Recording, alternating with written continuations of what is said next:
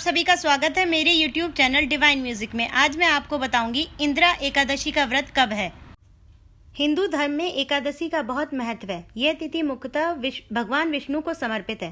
प्रत्येक वर्ष अश्विन माह में कृष्ण पक्ष की एकादशी तिथि को इंदिरा एकादशी का व्रत किया जाता है। इस साल यह व्रत 10 अक्टूबर को होगा। पितृपक्ष में पड़ने के कारण इंदिरा एकादशी का महत्व और भी बढ़ जाता है। इसमें मैं आपको इंदिरा एकादशी की कथा भी सुनाऊंगी। आप सब ध्यान से सुनिएगा। सनातन धर्म में एकादशी तिथि जगत के पालनहार भगवान विष्णु को समर्पित है। इस दिन का व्रत भगवान विष्णु और माता लक्ष्मी की पूजा करने का विधान है। माना जाता है कि इंदिरा एकादशी का व्रत करने से व्यक्ति के सभी पाप नष्ट हो जाते हैं। इस साल इंदिरा एकादशी का व्रत 10 अक्टूबर 2023 मंगलवार के दिन रखा जाएगा। अब मैं आपको इंदिरा एकादशी का महत्व बताऊंगी। पितृपक्ष की इंदिरा एकादशी को बहुत ही महत्वपूर्ण माना जाता है। धार्मिक मान्यताओं के अनुसार इस एकादशी का व्रत करने से जातक के पितरों को मोक्ष की प्राप्ति होती है।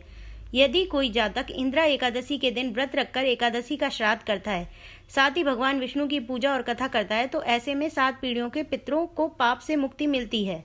अब मैं आपको इंदिरा एकादशी के व्रत की कथा सुनाऊंगी। कथा के अनुसार सतयुग में इंद्रसेन नाम का एक प्रतापी राजा था, जो महस्मती नगरी में राज्य करता था।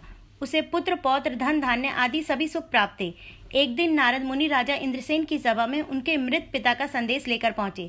नारद जी ने राजा इंद्रसेन को बताया कि कुछ दिन पहले उनकी भेंट यमलोक में राजा के पिता से हुई थी।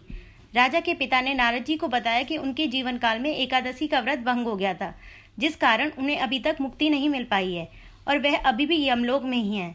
तब नारद जी ने राजा को जब ये बताया तो राजा को बहुत दुख हुआ सुनकर। तो राजा ने उनसे इसका उपाय पूछा। तो नारद मुनि ने कहा कि अपने पिता की मुक्ति दिलाने के लिए आपको ये उपाय करना होगा।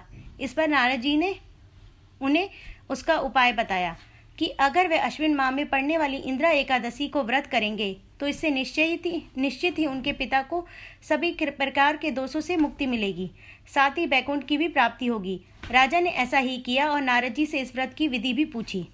इसके बाद इंदिरा एकादशी के दिन राजा इंद्रसेन ने व्रत का संकल्प लेकर भगवान विष्णु की पूजा की। साथ ही राजा ने पितरों को श्राद्ध किया, ब्राह्मणों को भोजन कराया और दान पुण्य भी किया, जिसके परिणाम स्वरूप राजा के पिता को मोक्ष की प्राप्ति हुई और राजा को भी शांति मिली। इतना ही नहीं, राजा इंद्रसेन को भी मृत्यु के बाद वैकुंठ धाम की प्राप्ति हुई। बोलो विष्णु भगवान की जय। ऐसी अच्छी जानकारी के लिए मेरे YouTube चैनल डिवाइन म्यूजिक को लाइक और सब्सक्राइब करें। धन्यवाद।